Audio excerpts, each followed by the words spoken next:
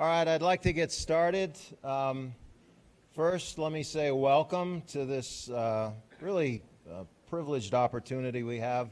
Thomas Zurbuchen, Associate Administrator, the Science Mission Director at NASA, coming to speak not simply to us, although we get the first-hand in-presence speech, but to all of you out there. This is a nationally broadcast presentation.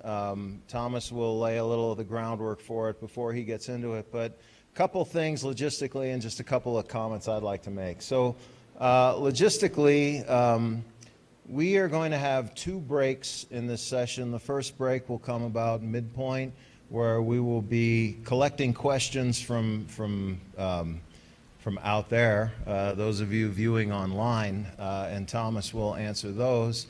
And then another break at the end where we will again take a few questions from online or submitted online, but also some questions from the audience here. So that will be the timing. I'll let Thomas handle the orchestration of all that. Another logistical comment is when we are done here, we are having a reception for Thomas in the Ceres atrium, straight across the quad to Ceres. Follow me, I'll carry a flag or something. My apologies to those of you watching online. You are invited, but I'm not expecting you to come. But please join us in that, and a little opportunity to converse with Thomas and each other, for that matter. As I said, I think this is a real privilege for us here in Colorado, but also a real service to prospective PIs and the scientific community that likes to work with NASA, wants to work with NASA, and I think you're in for a real informative treat today. And the last thing I want to say before I introduce Dan Baker, who will introduce Thomas, is I spent my fair share of time in Washington, D.C. at NASA, both at Goddard and NASA headquarters. And the thing that really stands out to me is how hard people work so that the rest of us can have the privilege of doing the things we do. And Thomas is really the tip of the spear in that endeavor. It is a tremendous amount of effort and heavy lifting to create the kinds of opportunities in earth science, planetary science, astrophysics, heliophysics, partnering with human exploration, to really advance science through the NASA channels and really create the opportunities for this community. So please show him the warmth and respect and appreciation that he deserves, because I can tell you from experience, as some others in this room can, it is a lot of hard work so that we can all do the things we do. So with that, I'd like to invite Dan Baker, Director of LASP, up to make a few remarks about Thomas, and then Thomas will take it from there. Thank you.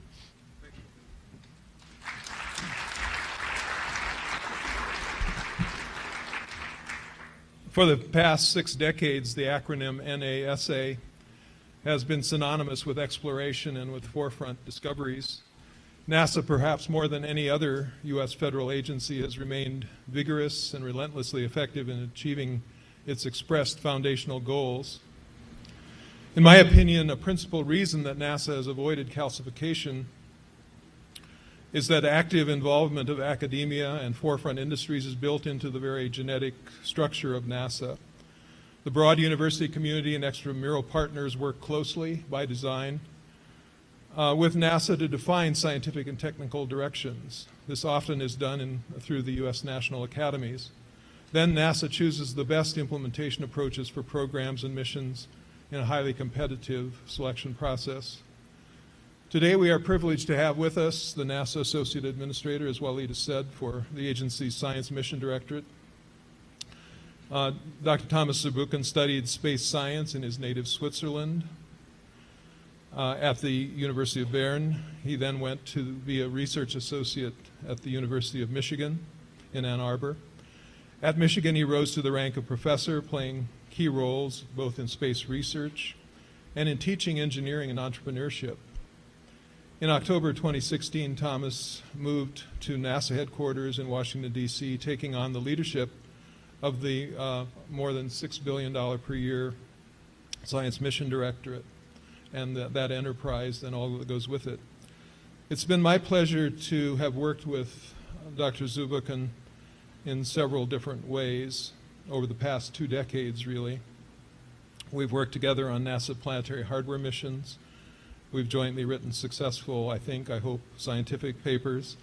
And we have pursued forefront space policy objectives in several ways, including joint leadership of the Decadal Survey in Solar and Space Physics for the National Academies in 2013. Today, it's my great pleasure to welcome Thomas here to speak with the nation in this colloquium about writing successful mission proposals. And I'd like to point out here that this has been the effort of so many people.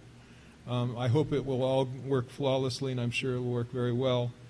But the staff from NASA, the staff here at the University of Colorado, and our partners, the University Space Research Association.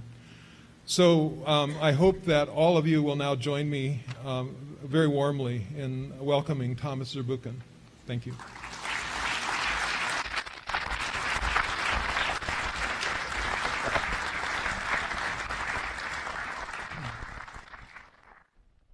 I'm giving this talk from 3 perspectives. I'm giving it from the person who tried to win, multiple times, found many ways of losing. I'm giving this talk from a perspective of being part of PI class proposals and missions. Some of the best missions I've ever been part of are PI class missions.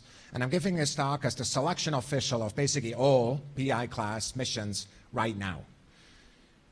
I wanted to give this talk now after close to 3 years on the job. I've seen many behaviors, I've seen many proposals, and every once in a while I'd like to walk up to somebody and says, you're writing a PI class mission, let me tell you what I see, don't do that. Or let me tell you what I see, do that. And I can't do that, of course, because if I talk to that about any one of you individually, I give advantage to that person and disadvantage to the others I don't talk about. So the solution to that is to give this talk, in which I want to summarize both a little bit about the process of writing PI class proposals, but also about lessons learned that I really wish I could say to every one of you who's thinking about writing a mission proposal. So that's what's on the agenda today, and there's a lot of content. So this is not one of those talks where at the end you should have tears in your eyes because I'm making you so excited and passionate. It's hopefully not tears in your eyes because you're so tired, but because I want to provide the content. It will be recorded, and what will happen at the back end, you should be able to go back to it. Every slide that is shown is going to be public. So don't worry about writing down what's on the slides. You will have those later. So what I want to talk to you about is really focused on announcements of opportunity, not Rose's proposals. Rose's proposals are the RNA proposals, as many of you write. I've written many of them. So many of the PhD students in this room and elsewhere are funded by these RNA proposals. And the reason it's so important to give this talk is because that the large and increasing number of NASA science missions are led by PIs. The reason for that, in part, is translated, of course, from the National Academy. If you ask why is that, it's the proven high rates of mission success from that across all science mission disciplines that come from this management methodology. And the process of becoming a PI is complex and involves many stakeholders, with more than 80% of submitted missions proposal failing in step 1. Competition is a really important part of making PI class missions. Competitions, unfortunately, imply that you will fail most of the time. You have to be aware of that if we talk about mission proposals.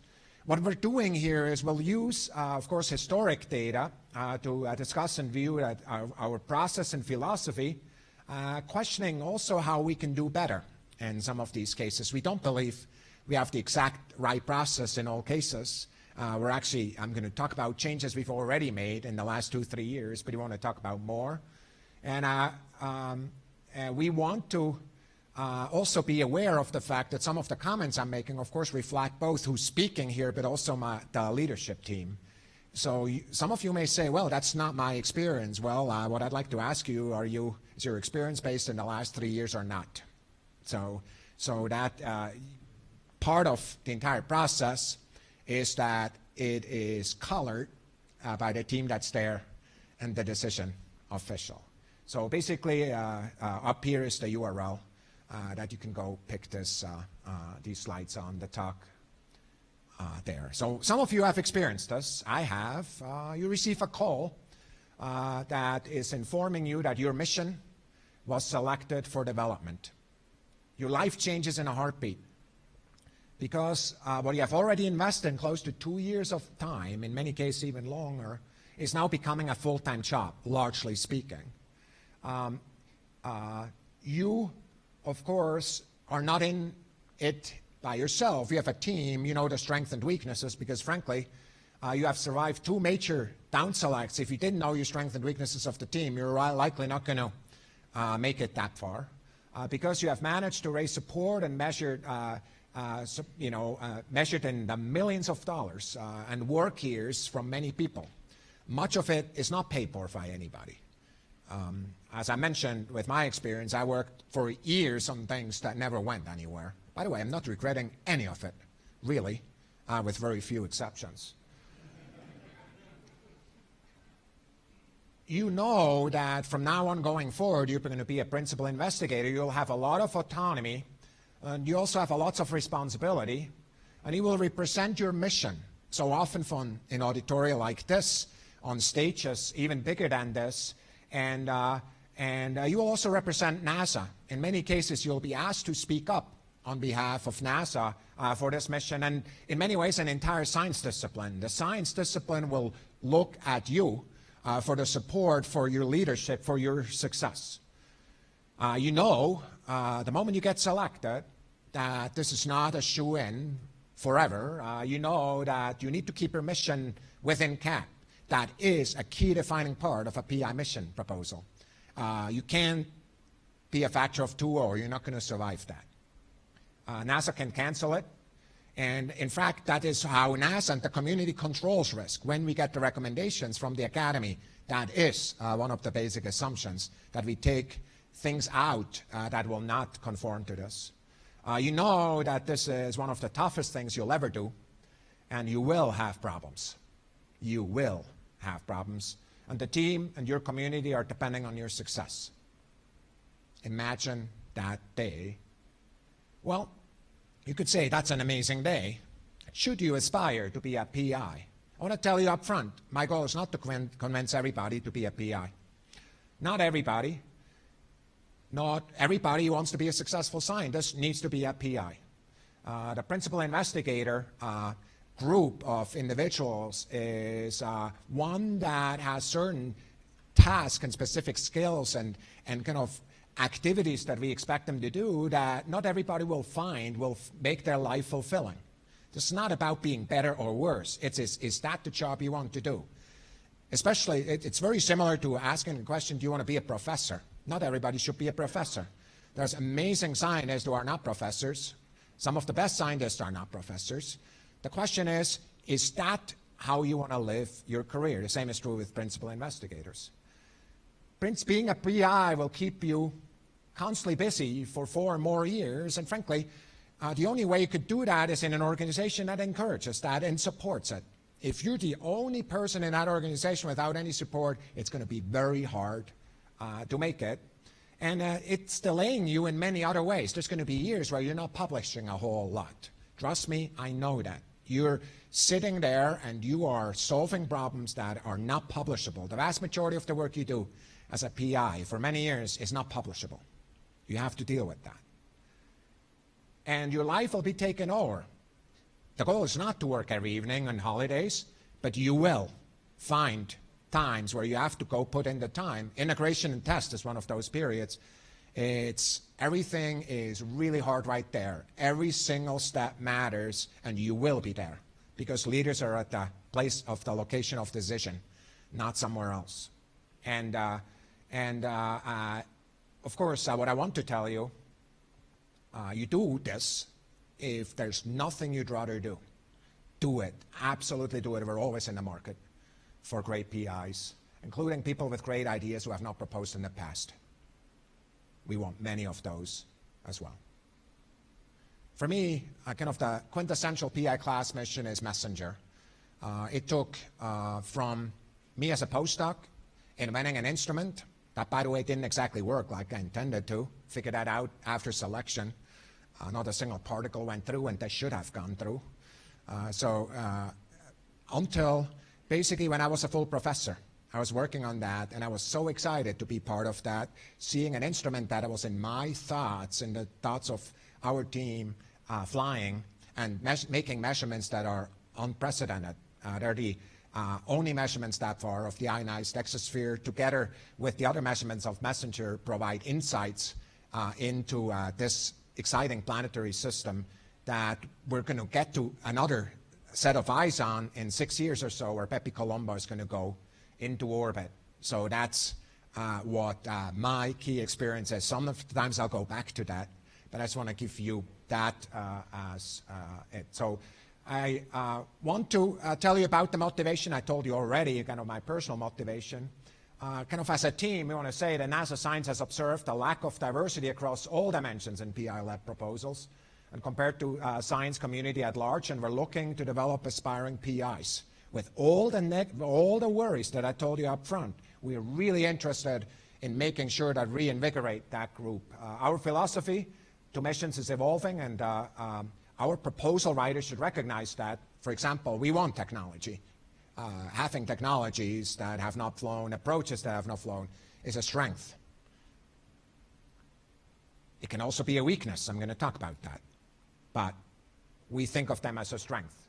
We're comfortable with taking technical risks if necessary to achieve right science, and we're willing to cancel missions and payloads to manage risk. Those are two sides of the same medal. You can't take all the risk without being willing to cancel it, and everybody who gets into that business needs to know that, and especially with this leadership team, we're talking about this on a regular basis, not because we want to or we're interested in canceling at all. My goal is never to cancel. Frankly, every cancellation that I've been involved in, we turned over many times before we basically decided there was no hope. The impact to the mission portfolio was too big to go forward with what we had. So we continue to learn and actively adjust how we manage missions. So in other words, what I'm telling you here in 2-3 years will be different, so invite me again or somebody. Our hope is that this data-rich presentation will help you understand the proposal writing, review, and selection process in a way that kind of demystifies what we're doing. For some of you, this is going to be old news. For some of you, this may be different. So here's the table of contents that we're going to go after. I'm going to talk about NASA peer review, process and nomenclature, proposal focus areas. I'm going to talk about transformational science, leadership, team, partners, system design and management. Those are the key elements that are really contributing to an excellent mission proposal. I want to talk about missions of opportunity at the end, future questions, and final thoughts, kind of more of philosophic nature. So let's dive in. You know that we have different disciplines that range from planetary science, earth science, to astrophysics and heliophysics. Even in our joint agency satellite division, we're starting to compete, not with a PI class model, but with an RFI, RFP type of model, because we think that also there competition can benefit what's there. We do that, of course, with our partner agency, NOAA. We very much support what they want. When you look at the missions, you need to be aware that there are different classes, and I'm going to bring some of them up. Class A is kind of the mega mission at multi-billion dollars, which are national priority, civilization scale science, and are basically managed very differently than, for example, large missions, which have high priority, low risk, Class B missions, billion-dollar type of missions, and then all the way to Class D, which are focused, high risk, with limited budget. Great science is required in all cases. We don't want to build missions that are not motivated by science. There's one exception I'm going to talk about, which is we have developed some experiments to do technology mission lines to try to figure out whether we can use that as a vehicle to really drive change on the technology transfer from the lab to space. There's different characteristics to these missions. No, not every one of those missions is treated the same way. Not every one of those reviews, every one of those activities is treated the same way. And our process should reflect that. I'm going to tell you later on that in some of these cases we have not achieved that aspirational goal. I'm going to tell you where we are with it. Those are the missions that are currently in our portfolio. With boldface are the ones that are being developed right now, and the other ones are already in flight. Here are the PI class missions. You go look at them, kind of on the average, kind of with the whole history, our history up there, it's close to 50% or so are there. Close to, right now, close to a dozen missions are in the hopper. So they're either being under review, step 1 or step 2, and will turn into close to a dozen missions in the next few months. So many of them are being done in a PI class mode. So I just want to have you be that appreciation. So what are the overall opportunities? So you basically look at, start at the bottom. Planetary science has opportunities in each one of those buckets. Low-cost AOs, the simplex COL, small innovation missions in planetary exploration, discovery at the medium cost scale, and then at the high cost scale, kind of $1 billion and above or so, is the new frontiers. In fact, I'm going to give you an exact definition in just a minute how we're doing this. Astrophysics, to jump to the top, has 2 of those, missions of opportunity, small explorers in the lower bucket and medium-sized explorer. The astrophysics probes are under discussion right now in the academy. And we will only do that line if the academy recommends it. Every one of those lines that is there is recommended by the academy. That's why we're doing them. And not only is it recommended, they told us we should do it in PI mode. The others are there, heliophysics, solar terrestrial probes and mid-axis, small explorers, and then a whole slew of Earth missions, some of which we actually have not flown yet, but all of them will do because the decadal told us so. So we could talk a lot about nomenclature. I'm going to not spend too much time on this and basically submit that for your record as you go through and basically zoom back to it if an abbreviation that I use later on does not make sense. What I'm going to talk a lot about are these down selects and Form A, B, and C that are in a mission proposal. They're the alpha and omega, if you want, of the entire review. You submit a mission, you get back Form A, B, and C, and a selection statement that's based on those. So basically, I'm going to talk about what they mean, and one of the key elements I'm going to talk about is, it is my opinion, and the opinion of our team, that Form A often does not get enough attention. Form A is, of course, focused on science, Form B on science implementation, Form C and technology management and cost. Baseline and threshold mission are really important definitions as well. A baseline mission is fully implemented, would achieve full science objectives. We also look at the threshold below which we really don't want to go. Otherwise, it's a different mission. And all the definitions are there. We think of missions not just as one version. What I always tell PI is be careful to not fall into love with your mission too early, because you may have to make changes here and there. So let's talk through the mission process and talk about that PI core team. So first of all, it's almost never a single person around whom a team is building. It's a core team that shows up together. And what they have to do within a relatively short time initially, but then iterate over it over often year, long before the AO is out, is to build this puzzle piece in which PI institution has to be brought on board with everything I just said. The mission management organization has to be brought on board. Sometimes that's the same, sometimes it's not. New technologies providers are brought on board, the COIs, and so forth and so forth. That process is lengthy and needs to happen way ahead of the AO, because when the AO drops, if you think, should I write a mission proposal, you're a year behind. So be aware a year ahead, in fact, for many of the cases, 1.5 to 2 years ahead, that you're going to work on this. So that yellow box, which is the flow there, is the longest of the bunch, because you work on this before you get an AO. See in orange, I see the boxes that I'm personally involved in. Every AO is approved at my level. And so basically how we're talking about technology, how we're talking about the cost caps and everything is approved at my level. And then it goes through the notices of intent all the way to writing the proposal, the evaluations in both the science and the technology management and cost evaluations coming together, and then through to panels, then to categorizations, a steering committee, I'll talk about all of these, and then the selection that will basically look at basically the first fork in the road, yes or no for a step one. The categorization committee, sorry, the steering committee is the one I'm not going to talk much about, which because it's what its purpose really is to look back over the process and make sure we did everything right. Kind of legally, did everything get done the right way? Is the arguments that are there for categorization, are they done the right way before they even come to me? And if issues get flagged to me. Step two should be fortunate to get through step one. Step two is another time period in which a concept study is being worked on that basically looks at the next implementation, the next level of implementation of that mission.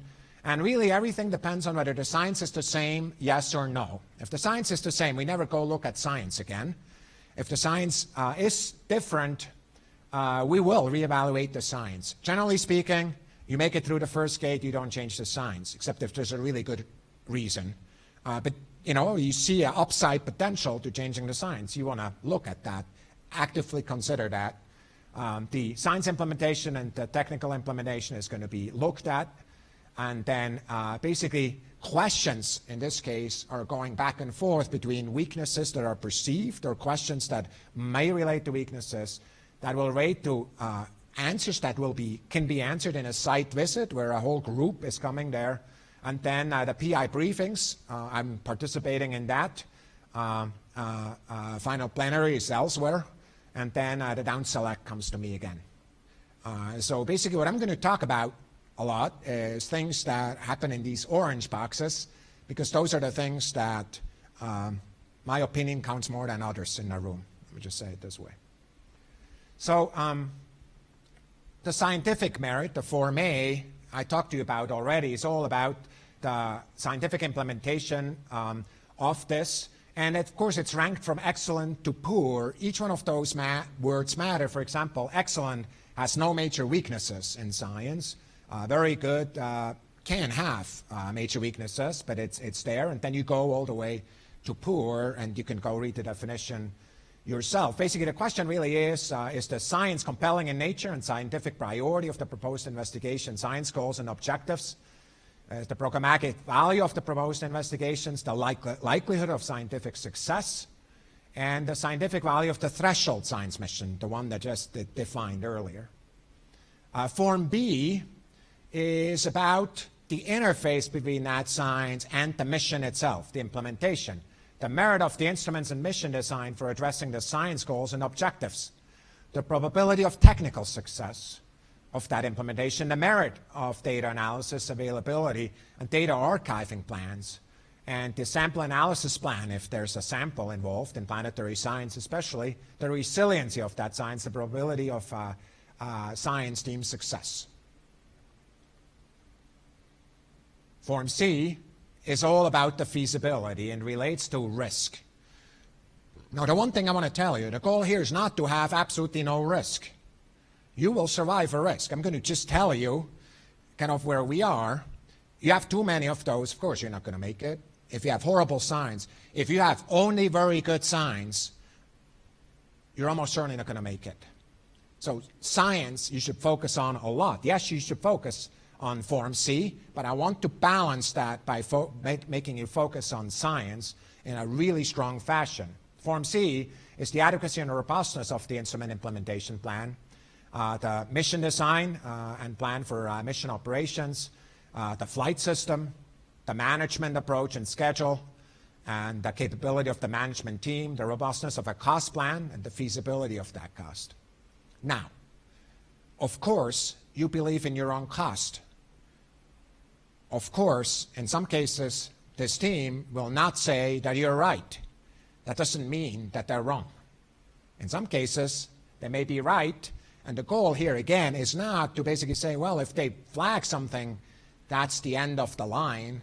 If they flag something, the question is, can you come back, especially in a step 1 from a step 2? Is there something you can do to recover? That's the question I'm asking myself if I'm sitting there.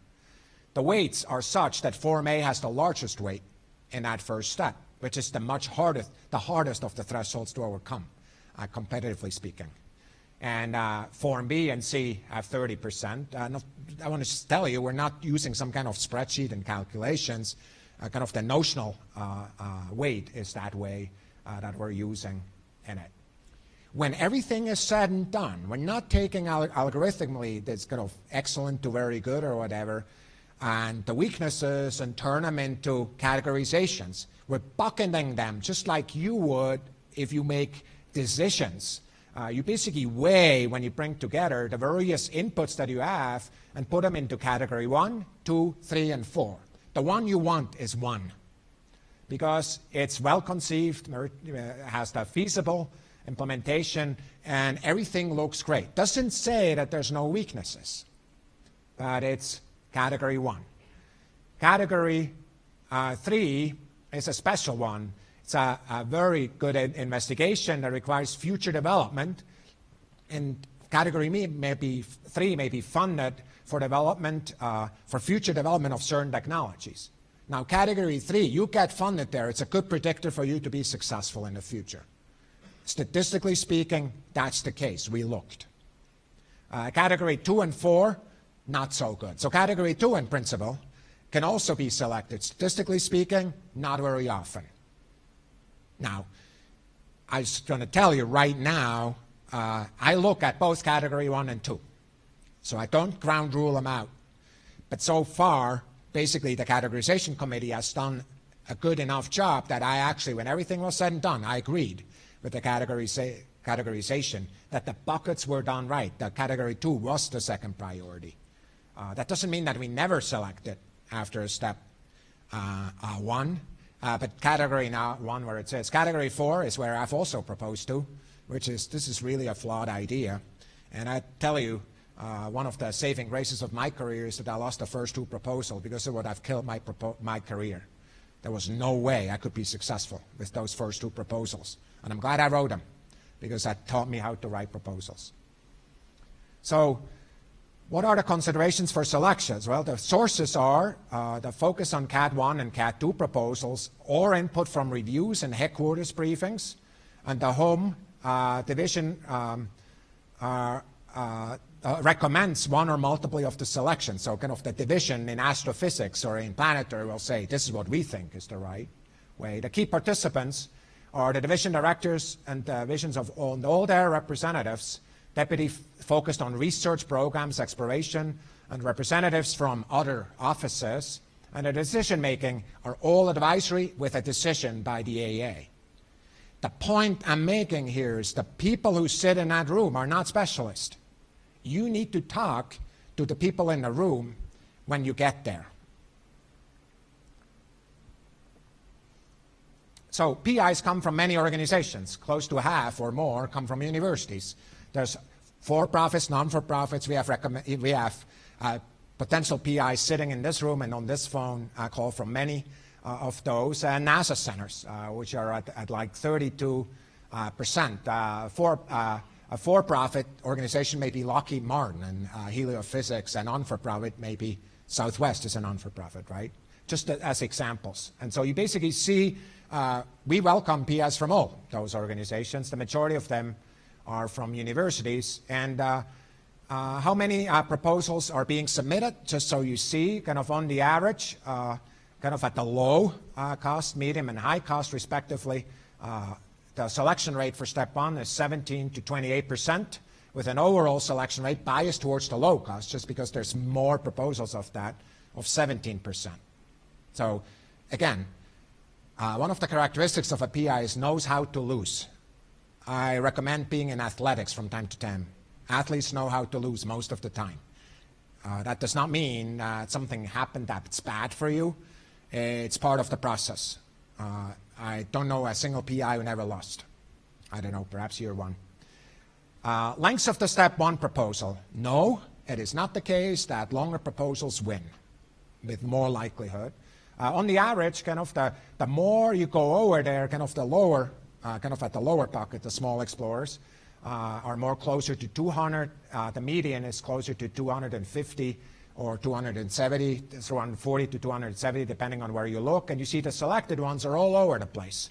The proposal length has nothing to do. So more is not better when it comes to information provided. Submit the right information that's there. So what I want to do now is dive down. So some of the points are already made. Some of the cases I'm going to go a little bit faster. So transformative science, I already told you that's one of the key messages I want to talk about. We want transformative science that's anchored in the decadal, achieves a significant leap in capability or understanding. I think of 10x. I think of a clear threshold. We did not see this. With this new measurement, we see it. Because nature has natural scales. Either you see it or you don't. That's what I mean with that. New location, etc. When is a mission appropriate? Well, science can only be acquired in space and must be achievable when there's a strong answer for why now. Why now also matters, not just why. And I'm going to give you some examples. Science impact and appeal is consistent with the mission cost. So a small explorer requires a much smaller target audience than a New Frontiers mission.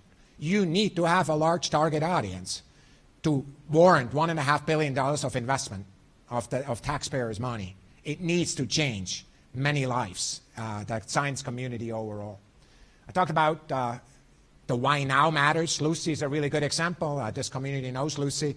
There's an orbit with a launch that really matters. We want to do that. Why now? Why? All of these fit with all the other boxes checked. TESS is another why now.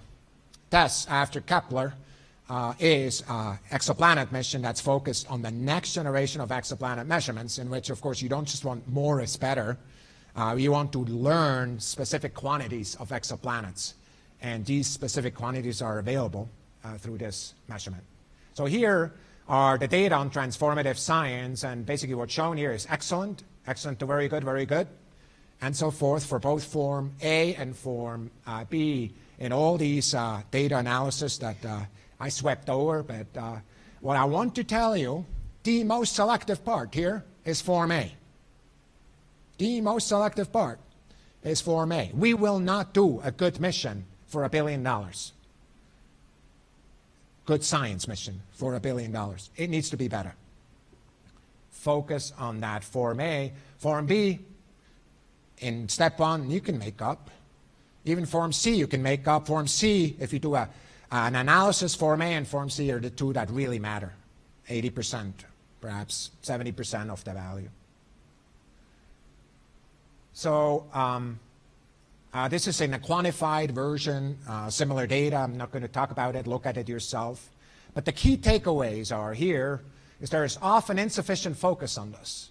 I've been in many presentations, both in the room and in a step 1 and step 2, where at the end, I do not understand the answer to the questions I just asked. What is the leap that we're getting from this?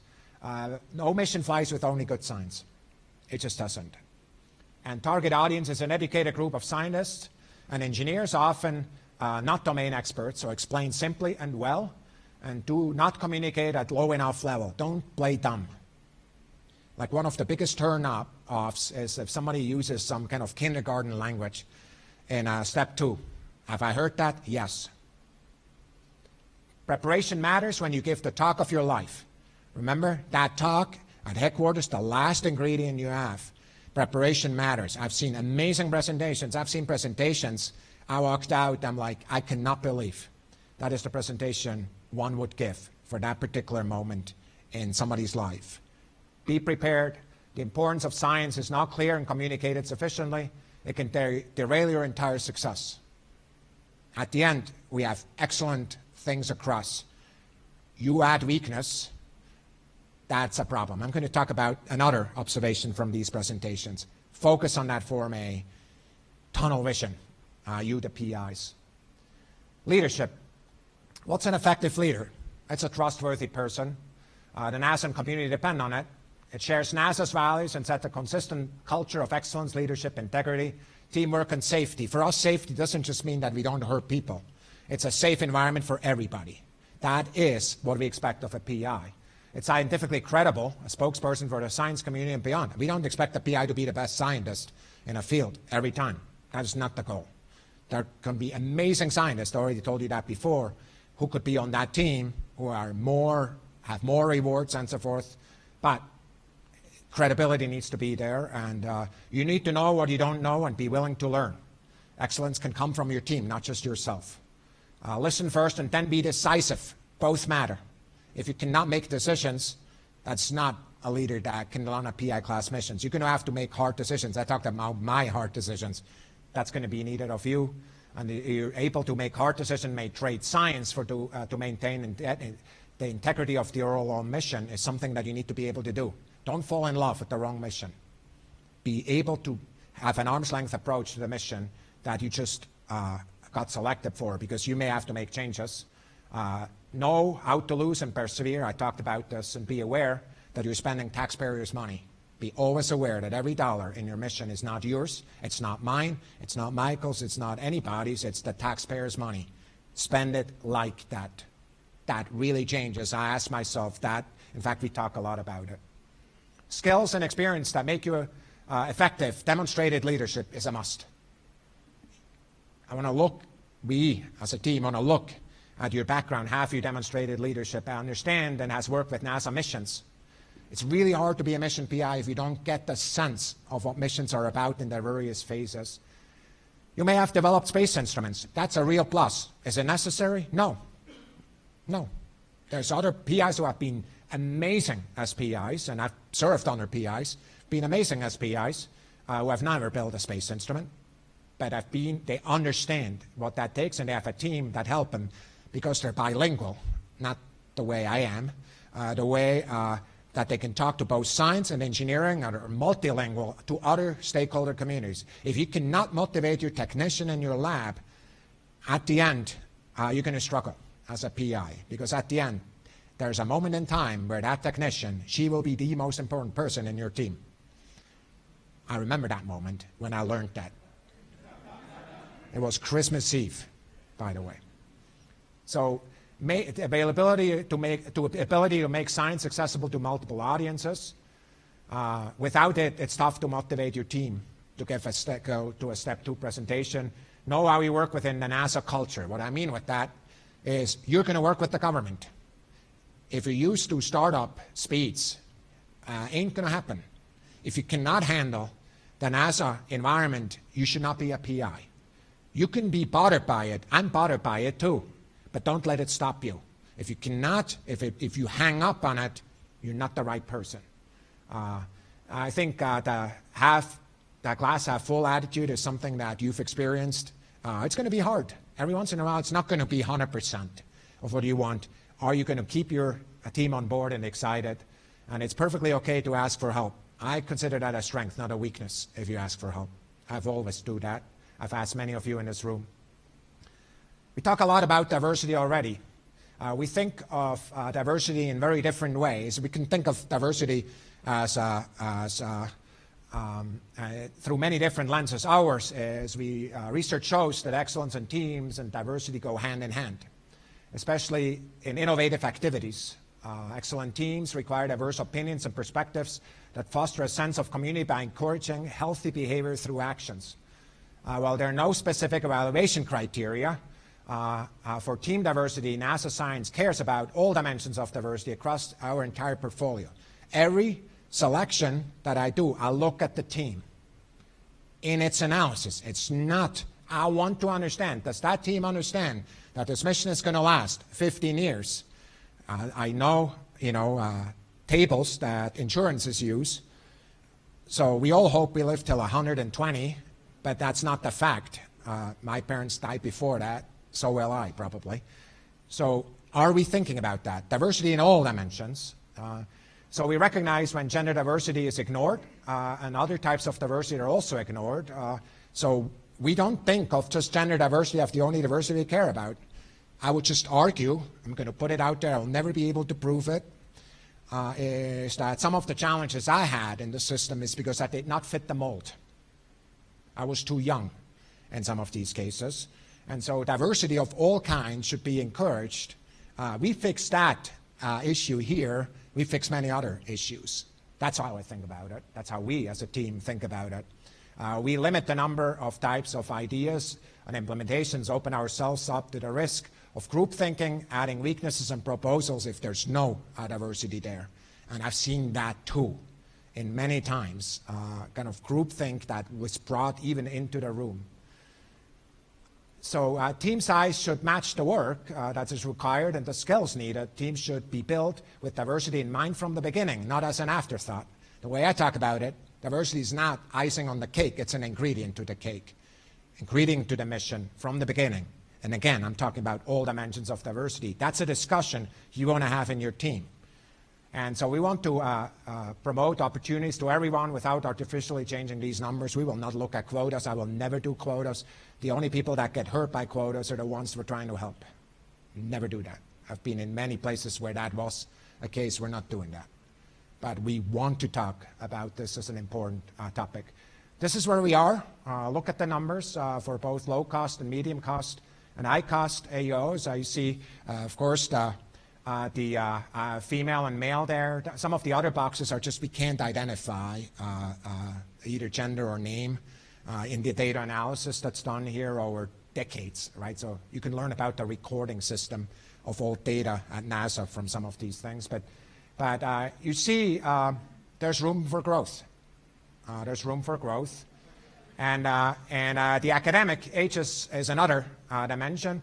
You see kind of the academic distribution, the ages distribution of declined, and selected ones for low, medium, and high. What I'd like to tell you is that having younger people on the team will not kill you, it will help you, if anything. There's certainly no bias against that. That's what you should read from these data. And so we really encourage you to think of all of these dimensions as we go forward. I want to just tell you, psyche has been an example because in many ways that discussion is being dealt on with head-on. By the way, I don't know, I'm not in these meetings, but Standing Review Board chair came back and basically told me and told others, basically said, look, what I'm really impressed by is how they're handling different opinions and how it's being done deliberately from the word go, from the beginning. And that will help them well. The opposite example may be discussion that I want to talk about when I was in that famous talk of the lifetime where the principal investigator is there. Principal investigator is being asked question, and the principal investigator cuts off anybody and everybody who wants to answer the question, even if they have to answer better than the principal investigator. Friends, that's a weakness that we're looking at. You do that behavior, you model that behavior, chances are you will do that with your mission. That will make your mission weaker. You should know that. We observe. I take notes. I know exactly how you're interacting with your team in the room, how you're doing it, and going forward. So key takeaways of effective leadership. The best predictor of a PI's leadership is the ability of how they bring their team together to write a proposal.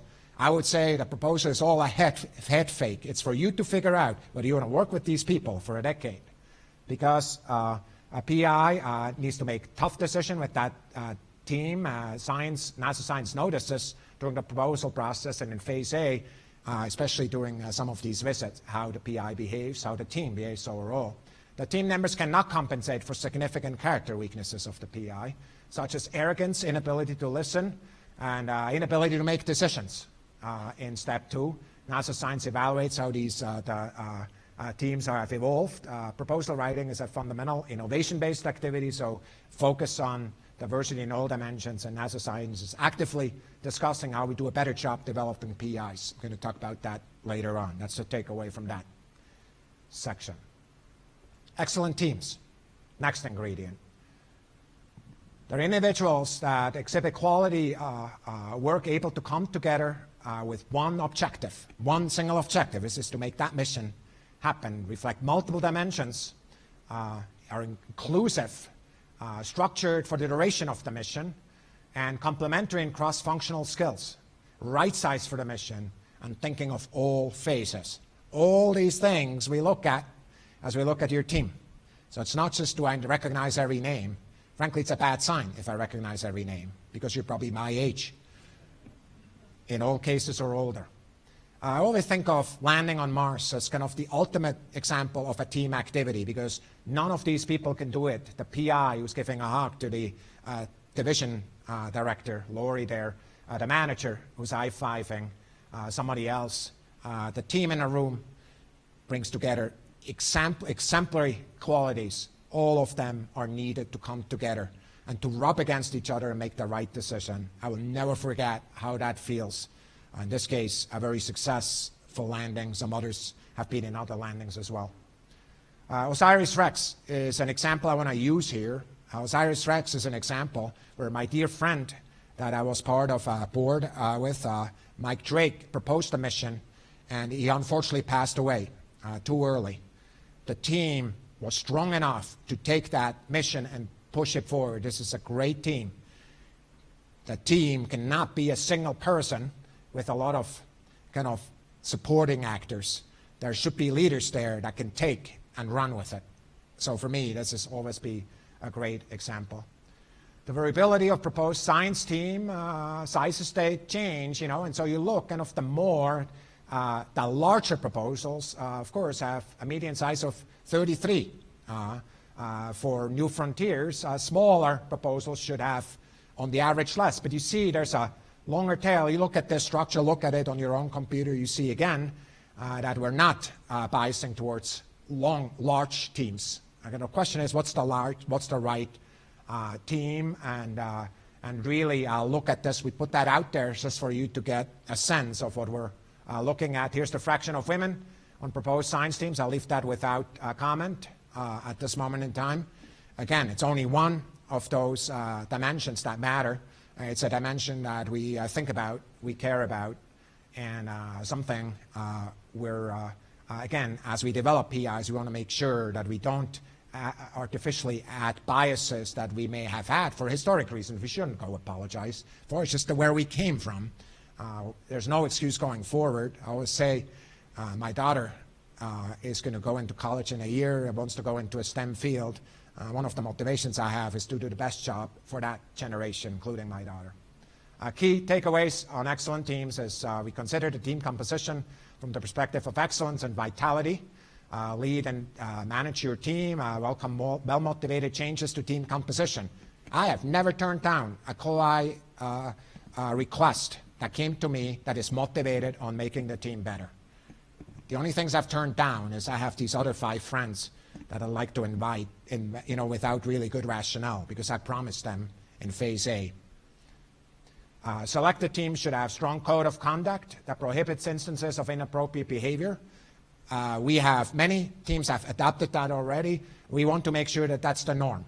We want to make sure that in many cases that code of conduct is part of the contract. We are not interested in building teams where that is part of the culture. We will not stand for that. At this moment in time, we're not enforcing it. We're going to. So you should just know that's where we're going. NASA Science welcomes mission teams being purposeful about growing talent as part of their mission and considering new methods to include apprenticeship opportunities to mission teams. I've seen a number of great ideas out there. We love them. Many of these best ideas should come from PIs, not from us, because you understand the community better than I do. Strategic partners. How do you find strategic partners? Recognize that partners can make and break mission. Even the best science teams do not survive a bad partnership. Know strengths and weaknesses of potential partners, both for management and industrial partners, and understand the partners' work culture and how you interact with them. Communicate how you participating aligns with partner strategies, and also consider past performance and how new partners can meet needs. International contributions are good, but add complexity that must be managed. Not saying one or the other. Do it the right way. So let's continue here. So let's do 10 minutes of just Q&A.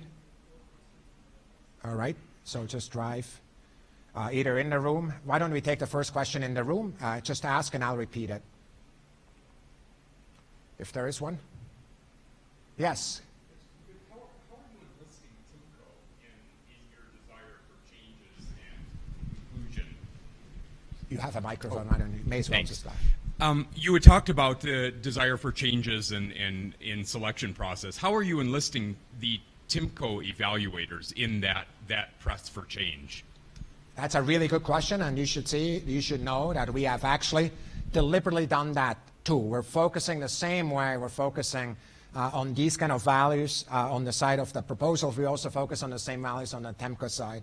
The other thing we've done in some of the proposals already, we've actually looked at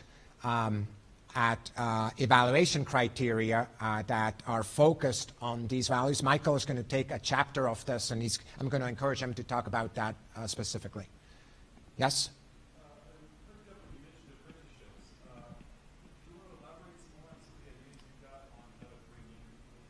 Apprenticeships. So we have models that we've seen in other missions. The IMAP mission run out of Princeton has a young heliophysics leadership program in which people are being brought into the team and are part of the entire mission and have roles in there but are deliberately mentored. So that's a good example. I'm not saying do that. I'm just saying it's one model. I see other apprenticeship things. I'm a strong believer that, for example, lead with a deputy, with the experienced person being the lead, is equally strong as the apprentice being mentored by the experienced person. That reverse mentorship is a good model that I've seen in other places that will help. To me, those are models. There's others that we could consider that we can talk about. We're actually considering bringing above the cap tools into play, such as student collaborations that actually allow that directly. We think there's nothing that can give you more experience than actually being part of a mission, and then nothing that you can read or listen to this talk or otherwise. You need to be part of it, and of course we encourage the missions to do it themselves. We want to give them tools. We're considering that right now. We're going to take a couple of questions from you. So we've selected 4 from our online live stream, which we have about 760 people viewing right now. First one is from Rebecca Jolitz, a grad student at C. Boulder. She asks, you've emphasized strong science. If you already have a transformative science that meets criterion you've described, how do you make it strong? Repeat it one more time. You've emphasized strong science. If you already have transformative science that meets criterion you've described, how do you make it strong?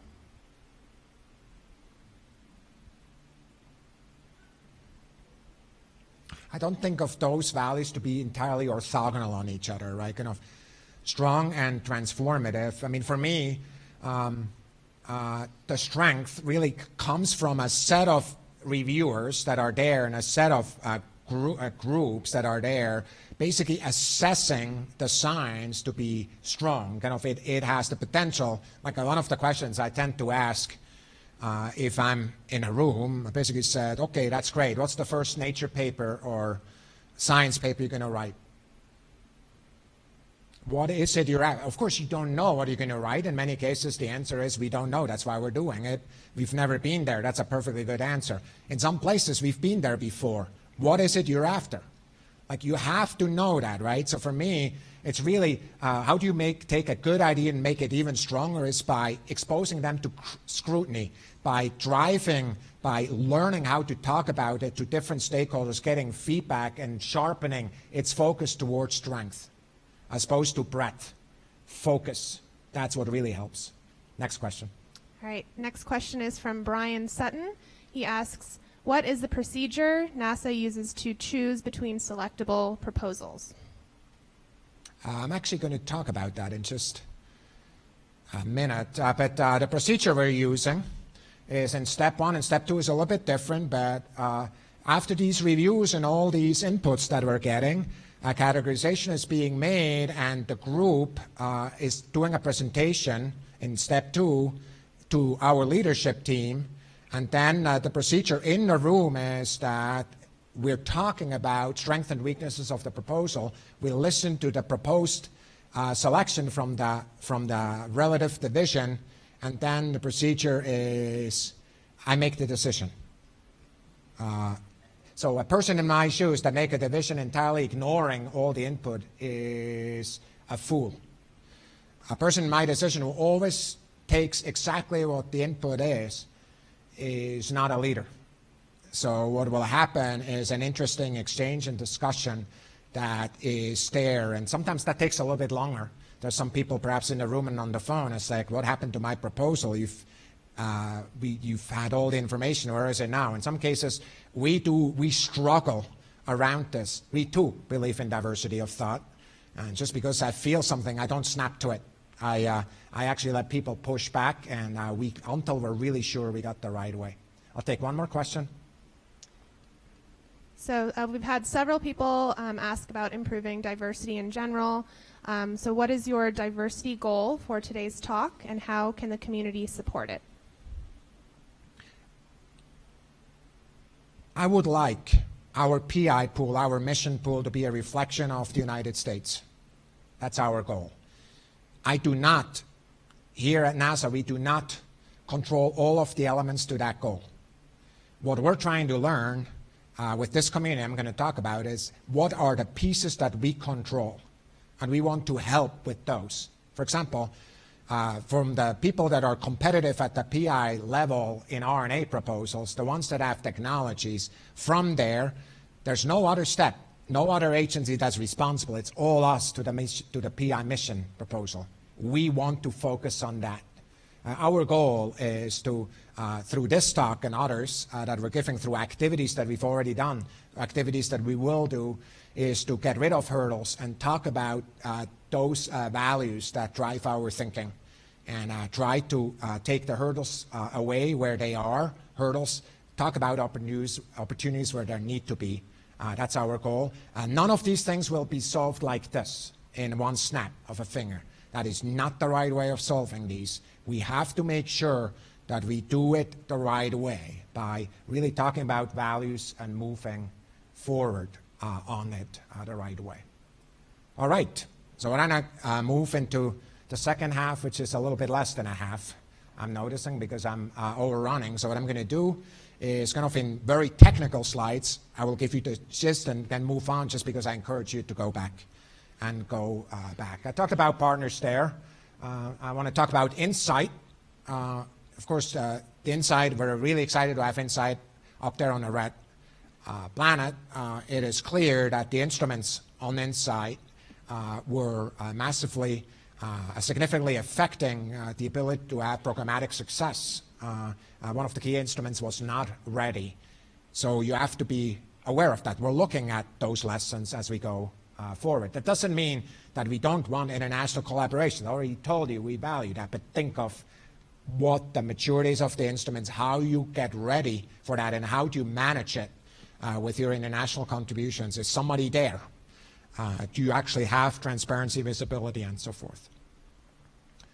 So as an organization that manages, how do you find the proposal team you want to work with?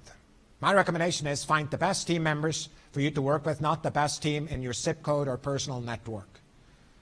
I worry about that. I worry about the fact that many of the organizations are more focused on down the hole than really focused to get the best ideas out there. Analyze, in fact, candidate PIs and teams. Be sure analysis is performed with rigor using good data, and do not get into the business of early snap judgment. That is very dangerous to find the best people to work with and could lead substantial loss of talent and diversity. Avoid impulsive assessment when contemplating industrial partners, particularly in fields of rapid change. There are industrial partners that are on board now that were not there before. Take advantage of them. So don't, like, just because 10 years ago there was nobody there, make sure you're up to date on those decisions, and recognize your management, engineering teams, and partners need to gel with your science team. Be deliberate about that process. Mutual respect is critical.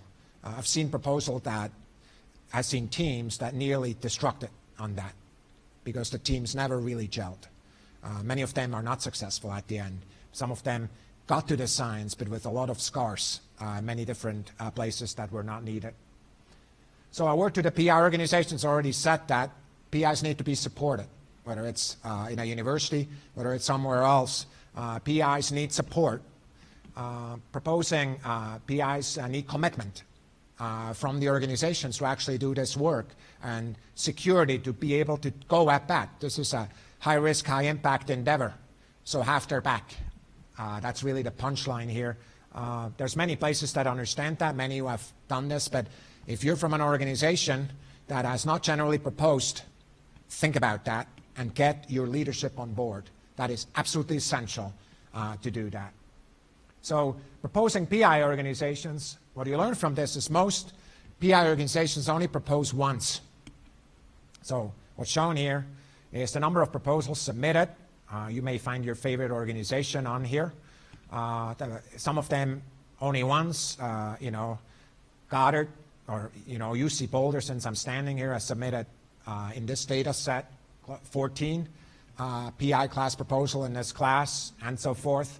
The more you go to high cost, the fewer the options are.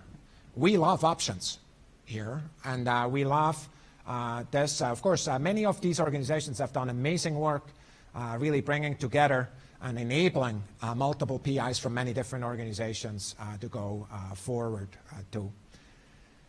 Mission management organizations, 64% were managed by a small group of organizations, and we're lumping it all together. That biases a little bit, of course. You see what they are, and the success rates are varied. JPL has a lower success rate than Goddard. I just want to quickly talk about that. The function that JPL has for proposal writing is really critical for us. We think it's, as a FFRDC for NASA, we encourage JPL to write these proposals. We think that's a part of development of the talent. So don't hold it against the last digit here against any organization. That's not the purpose for me showing that at all. The purpose for me showing that is here's the numbers, get the order of magnitude of where they are, and this list will evolve over time. We also want to talk about the PIs that come from the same organization. In round numbers, over time, 50% or so have come from the same organization as the management team. And so you kind of see where they are. And I just want to say that we, again, if the best PI is right there down the hallway, get them. But be sure that you make that decision in a rigorous fashion, not just because it's easier to reach that person. So spacecraft providers, also here, there's a small number of groups that have 78 companies that have 78% of the proposals have been partnered with. And you see, of course, many of the companies there were really excited to have these companies in that market. Frankly, we want to do whatever we can to encourage the companies to stay in this. The PI class missions require that we have companies that can build these buses. We recognize that. And number of spacecraft providers decreases as AO cost class increases for all the obvious reasons. You go to Mars, there's mostly one company has done most of them. Lockheed Martin, go look them up, and so forth. But there's other missions, of course, that are in this list. But look at that last sub-bullet on the first thing. You see some of these some of these brands that you may not immediately know from 10 years ago. Companies are coming in and companies are leaving. Some of them get renamed because of companies merging. We are recognizing that this is a field that varies just like the PIs are. So key takeaways, the support from the whole organization is critical. NASA Science encourages management and industry partners to be thoughtful and data-driven in this process, and encourage organizations to gain experience at lower mission classes and graduate up. Generally speaking, it's difficult to propose successfully a few weight classes above your organization's record. That said, we encourage competition. So we have absolutely no problem if your organization who has been successful in one class wants to try it at a higher weight class. No problem with that. There's room for experimentation, capacity building at missions of opportunity and small explorer missions. I'm going to talk about that in a second. All right, system design. We're asking a group of experts to come together and understand the proposal and provide a summary of descriptors, issues, and risk. It's the job of this group, the role of technical management cost analysis. That's that team that is looking at this. They're the ones that have often kind of a reputation that's less than stellar because they're being blamed for your proposal losing, my proposal losing.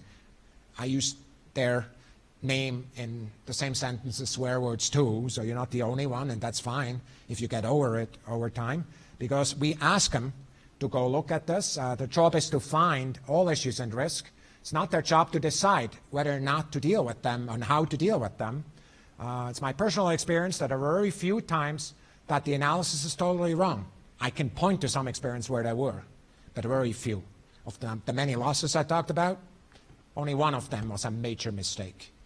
Some of them were judgment calls. Generally speaking, they're okay. There are cases where judgments between proposers and TMC team is different. Judgment calls are judgment calls. And our goal is to understand that at NASA headquarters, it's our job to accept risks, not to blame the TMC for that. You want to blame somebody, blame us. You should. If we're not accepting risks, you should blame us. You should go look at the record. So far, we're just fine. So we're good. Expectations are keeping up for obvious psychological reasons. I just want to point that out. PIs talk to each other, and somebody adds something, then everybody else thinks they need to add it too. So we actually haven't really figured out how to respond well to that creep. It's not something we're driving. It's not something we're driving. It's something that we're kind of the bar is higher and higher and higher. And I just want to say that out loud. That is something we worry about. We don't have a good recipe against it, something we want to think about with the community. So here are the scores and categories. You basically see how many on form B and C are low risk, medium, and high. So if you do form A and you get form B high, you already have 70% of the proposal done. And so the only thing you have to do in a category 1, you see, not all of them are low risk. 53, so half, a little bit, well, whatever, 53 is out of whatever the sum is of these numbers, are low risk. There's one high risk there. I selected that. I know exactly which one it is. I won't tell you. The point is, we're okay. This is a step 1. We're okay taking some risk. Will I select that if that is still high risk after step 2? No. Absolutely not. But I'm perfectly fine giving them a chance to prove that they can do this. Because, of course, the question I'm asking for, not each risk matters the same way. Can you get out from under it in an extended phase A? Fine. We're good with that. So again, the most selective part of this is Form A. The second most selective is Form C, and Form B is in the middle. So how should you think about system design? Of course, make all decisions flow from overarching science questions to ensure no decisions prevent asking those questions. Start with that. You should really see missions that start there and then learn, as opposed to missions that have this elaborate science plan and then you try to make a mission do it. That's a lot harder because it kind of creates weird mismatches. Constraints are your friend. They allow you to make decisions. The same is true with requirements. They're your friend. I'm perfectly fine changing requirements later if something is too much of a stretch as we go forward.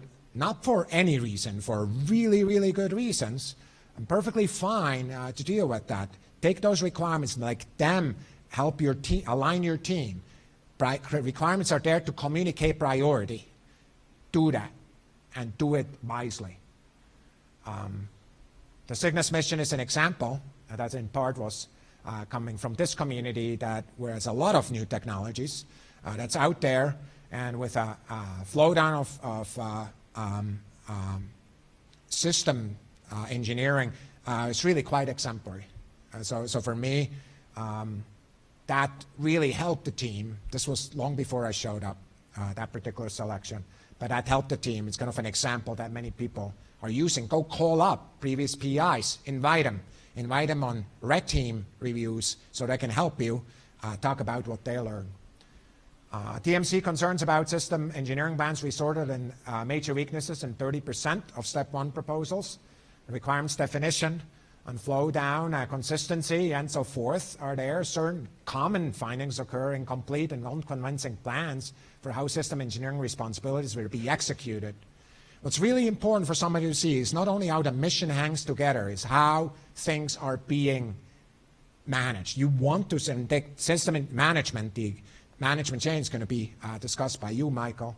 But for me, what's really critical here is that somebody, an uninitiated reader, sees how the system hangs together. If you require to explain that system, if you require a half an hour to tell somebody you have too complex a system, so you better have a good reason why the complexity needs to be that high. There's important definitions that matter, margin, contingency. I'm going to really go a little bit faster just to make sure that we have the time for questions and answers. Technical design margins, kind of things, unallocated margins that are basically there. So if for unknowns, you will have unknowns. I tend to ask people, what is your biggest worry? If they say nothing, that's a weakness. That's a weakness. I want them to worry about something. I want them to know where things are coming from, in where are they worried about in their systems. I want them to know where that is. Of course, there are unknowns. Every time there are unknowns. Sample focus proposal have an additional set of challenges related to margins and so forth that are deserving a lot of attention, mostly in planetary sciences, of course. And the instrument implementation is one that I've been personally involved in on all sides of the discussion. 32% of step 1 proposals have weaknesses there. Often it has to do with really trying to understand the instrument, kind of an exaggerated statement of maturity, or inconsistencies between the requirement and spacecraft accommodation capabilities. And, some of these require really an in-depth look in a phase A. Again, can that be fixed in a phase A, an extended phase A? In many cases, the answer may be yes. You have a chance if you get to that phase A. So we have done a number of things to incentivize investments in technology and get them in there. We believe that technologies are really critical for missions, not only today but in the future. We believe that technologies are there, and there's multiple ways we should include those technologies. You should not make your mission out of unobtainium, but kind of doing a technology, having a technology there that really enriches a mission is a strength, not a weakness, especially if you can explain that if that technology did not come through, that you still have a mission. So basically, we have technology demonstration opportunities that we have enabled. So basically, what you can do in this case is actually propose that without it affecting the risk. So we're looking at it on the outside of your risk analysis. We deliberately did that. By the way, is that the way we should do it in 10 years? I don't know. We're learning how to do it. We're learning a lot, by the way. There's a whole different talk on how, what we're learning on this. There's some challenges that we want to fix right away. They're enhancing but are not enabling the baseline or threshold missions. We're good with that. Sometimes we even provide incentives, financial incentives to do that. Technology infusion opportunities are often technologies that developed elsewhere by other parts of NASA or the government and so forth. And if you take them along, they'll give you extra money under your cap. And so that's another way we focused on technology. And the reason I'm talking about it here is to dispel the thought that if there's a single technology somewhere, you're dead on arrival. That is not the case. Like, you cannot find a single example in the last 2-3 years where that is the case at all. You can find examples where new ways of doing business were not recognized the right way, and a mistake in the analysis was done. What I can assure to you, and I'm going to tell you that later, is you can come up. What I'm going to assure to you, and I can tell you that later, is that where we find those mistakes, we fix them. We feel bad that the mistake happened, but we fix them so the next time it's fixed. So Michael, tell us about management. Thank you. Those of you who don't know me, I'm Michael New. I'm the Deputy Associate Administrator for Research.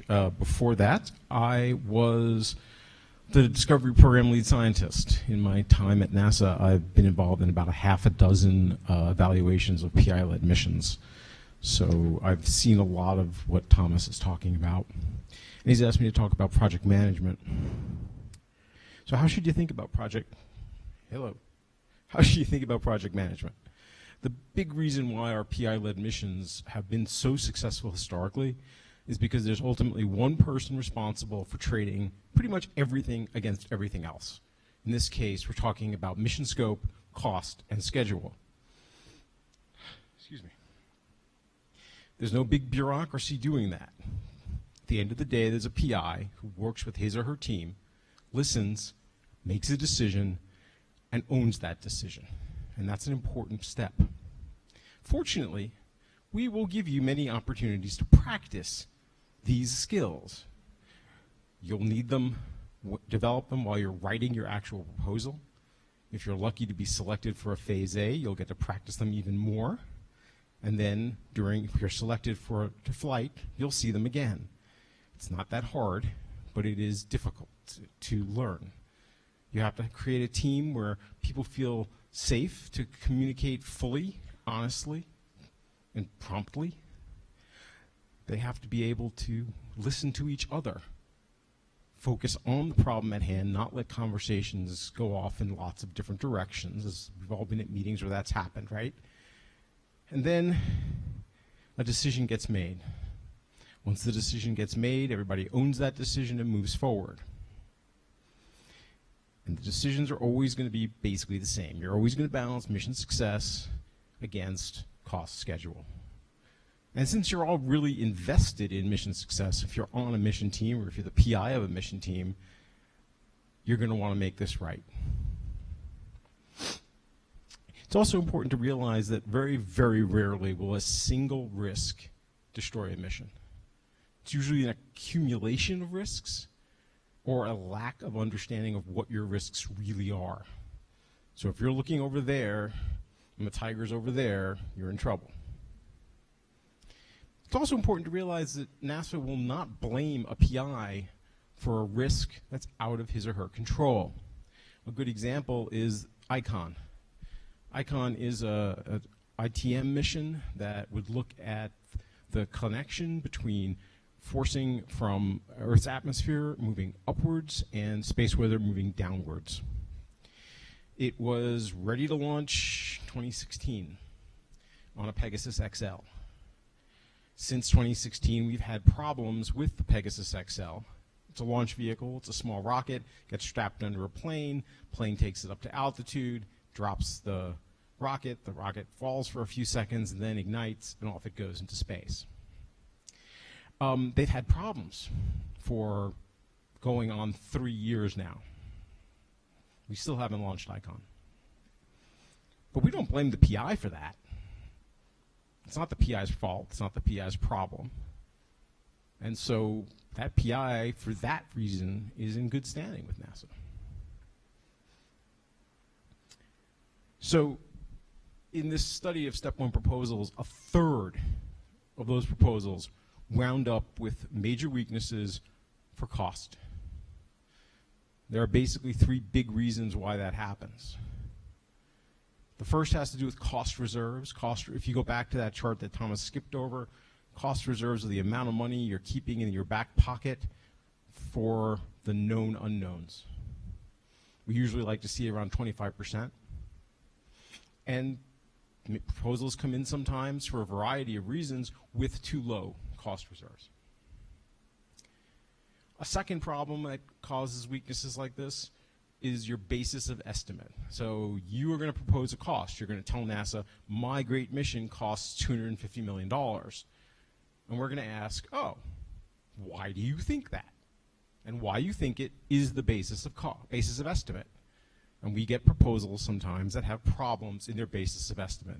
Either they're incomplete, they're unconvincing, or they're deficient in some other way.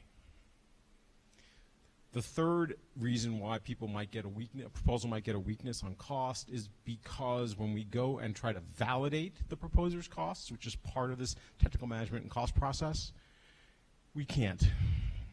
We can't, and that error is bigger than the errors we assess for our models. And I can tell you that the errors we assign to our models are sometimes quite large. So if it's out of bed that way, it's really out of bed.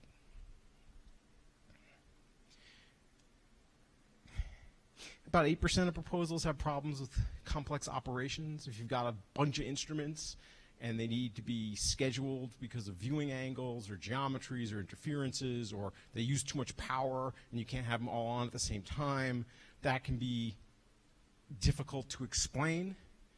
And if you can't explain it well, you might get a weakness from it. The other reason why you would get complex operations is if you're doing a landed mission. Landed missions are very, very difficult to begin with. Very few organizations have a lot of experience doing landed missions, and so you have to tread very carefully. Management issues is a catch-all phrase, and it really covers two areas, what we call management plans and then schedule. Management plans are basically telling us how you're going to manage the actual mission. And we want to see things like clear lines of authority. Bob reports to Sally. Sally reports to Jane, that kind of thing. We want to see institutions doing things that they know how to do. If it takes you too long to describe how you're going to manage your mission, your management structure is too complex and will likely result in a major weakness. Another thing we've seen a few times are low time commitments for key personnel. Like the project systems engineer will not be available until we start phase C, until we're building hardware, for example. Not something we like to see. The other aspect, like I said, is schedule, project schedules. We don't expect to get a giant 200-line schedule. We expect a schedule that tells us the key points. I think there are 12 key points listed in the AO. Common things we get is that there isn't, even though we ask for only 12 or 15, we get even less detail than that, so we can't really assess it. Back with another margin question, you can sometimes wind up with no margin or inadequate margin on your schedule. And TMC, the Technical Management and Cost Panel, will look at your schedule and compare pieces of it to pieces of comparable missions, especially missions that you yourself cite in your proposal as being heritage missions. And they're going to ask, how did they compare? If mission A did a certain thing in 6 weeks and you're proposing to do it in 3 weeks, you'd better have an explanation somewhere why you're going to do it twice as fast or twice as slow. And there was a question about TMC. It was about how we're dealing with diversity, I think, in TMC. Was that the question? For TMC members. So TMC members are hired as consultants. They are generally, but not always, retirees. We are working really hard to expand that list of people to include current practitioners. I also review all the reviewers, both science and engineering, to make sure that we've at least attempted to get a demographically and otherwise diverse group of people. doesn't always succeed because there are certainly some areas like, oh, I don't know, hypersonic parachutes, where there really aren't that many people who do it. But we are being conscious and about how we go about this and trying to improve those diversity numbers. Thanks so much, Michael. I asked for a break. There's not many. I used to teach, right, in a university environment. I always refused to talk for 2 hours because I don't know how my voice goes eventually. So thanks for that. Of course, Michael knows a ton about this, and I'm sure there's going to be a presentation that he's going to give some time about the entire thing, as will others. So we talked through excellent science, we talked to leadership, we talked to the other pieces. All of them matter somewhere, right, in a proposal. Not all of them the PI needs to, in all cases, drive. That's why there is a managing organization that has a lot of experience. There's other team members that have a lot of experience. What I wanted to do, though, now for just a few minutes is talk about one class of missions that we haven't really talked about, which are missions of opportunity. I actually think they're really important. And I want to tell you, bottom line up front, we're struggling with them a little bit. So I just want to tell you where we are with them and why we think of them. We think that small and innovative missions expand the science programs to take advantage of small satellites, for example, for rapid innovation, enable fast access to space with focused science measurement, leverage technology investments to further improve potential of science instruments, and partner in new and different ways.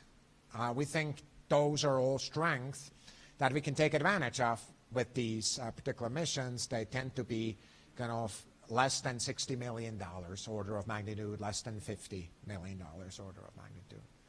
So we have a lot of small sat opportunities. What I'm really excited about that every division has them with at various levels. The most important by abundance, of course, is Earth science and heliophysics, that where many of the small satellites have taken over. We actually see the small satellites to be proposed in bigger mission buckets, if you want, as constellations. We think that's great. We think that's wonderful. And they really enhance the portfolio.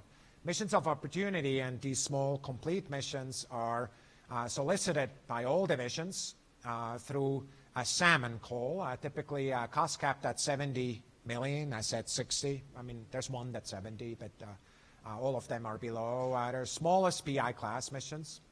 Hardware contributions for international missions are also in there. And they're perfect scope for targeted mission investigations. And we really believe more organizations should be able to manage those. I just want to say that as a person who has been around universities for a long time, these are good scale missions that more organizations can get to, not just in universities, but elsewhere. It provides, there's other ways to get to space. 3 divisions offer opportunities for small sats and CubeSats through ROSES. Astrophysics solicits science investigations through the APRA program, and Earth Sciences through INVEST, and H4 for heliophysics. So there's a number of opportunities that are out there enabling that with number of different risk stances. Here's an example. EcoStress is on space station looking at plant life on Earth using this unique, very exciting measurement that's there, and is deployed with that very strong financial limit. This is a friend from around Colorado. Some people may see it. What I love about this mission is that it is one of the early missions. I was part of an academy study that looked at highly reviewed and highly cited missions. This was one of them that really had quite important citations and papers that were out there that really added value. There's others, HaloSat in astrophysics, or the Strophio instrument on Bepicolombo. I told you the international contributions are there. So we are trying to solicit those, as well as gold. I just this morning actually bumped into Mr. Gold, as I call him, the PI, who mounted that the space investigation on top of a commercial spacecraft. I think those are exactly the kind of things we want to enable with this mission class. And in fact, for us to do that, we actually came up with a tailoring of that Class D. Remember that management structure over there, in which we actually take off the table a lot of requirements that we have for bigger missions like Discovery or New Frontiers. We have many fewer management requirements. We actually cut down number and types of reviews, even the number of reviewers. We use the Cadillac rule. The review team needs to fit in a car of that size and so forth. So we purposely did that to open up more opportunity. I just want to make sure that you understand that I actually don't think that anything about this mission makes them simpler. I actually don't believe that at all. Smaller missions are in many cases harder to develop than big missions. The simple reason is you get into trouble, you don't have enough dimensions to get out of it. So that's a challenge. So we've done a lot of those changes. That the policies are out there, but we don't believe the policy is working yet. I really wanted to say that out loud to everybody. We've recently had a Taylor Class D mission that came to confirmation with 50 plus configuration control documents. So we need to get buy-in from all stakeholders in the community. Of course, the reason that happened is not because somebody meant badly. It's because the particular organization said, I know how to run missions because I ran X, Y, and Z. I'll just turn on the crank. And, you know, like the documents are already there. Let's just fill them in. And we really want to reduce that. Frankly, the discussion we want to have is how we simplify missions of opportunity, the process from the beginning to reduce what is needed for a step one proposal. We really want to kind of model that from the beginning. So just as you think ahead of even the first AOs coming out, kind of the next batch, think about that. You should not be surprised that over time you see changes there, where the step one is much more open, and in step two we want you to go dig. And really to enable that kind of broader look, really focus on that, I'll call it Form A focus, you know, the excellent science focus as we go forward, and then really make sure that in that step two, we kind of make sure that these things are actually working.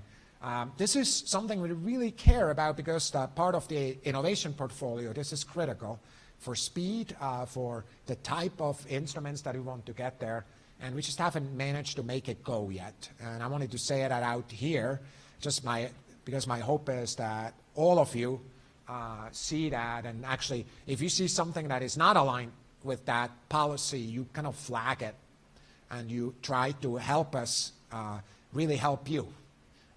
It doesn't help that I put a policy out that should make it easier for you if you want to make it harder for yourself, even though you're allowed to do that, of course. So part of that is actually that we create ride-share opportunities. So we actually give opportunities for more spacecraft to go to space, where you go also to planetary targets. We try to figure out how to bring smaller spacecraft with the success of the Marco spacecraft at Mars with InSight. And for many people, something changed in how they think about the options that are out there in planetary environments.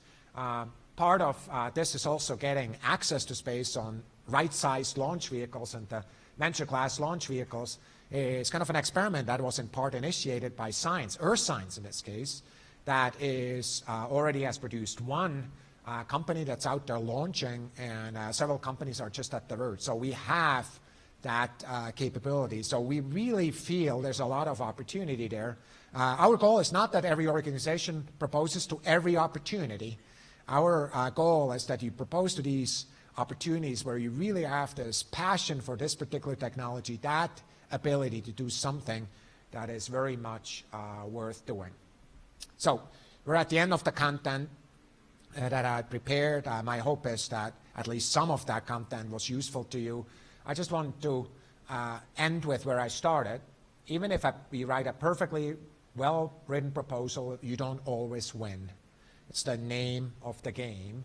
I personally led, of course, and participated in 5 such proposals that I didn't win. There are reasons related to programmatic balance, availability of workforce, that come into play at the end.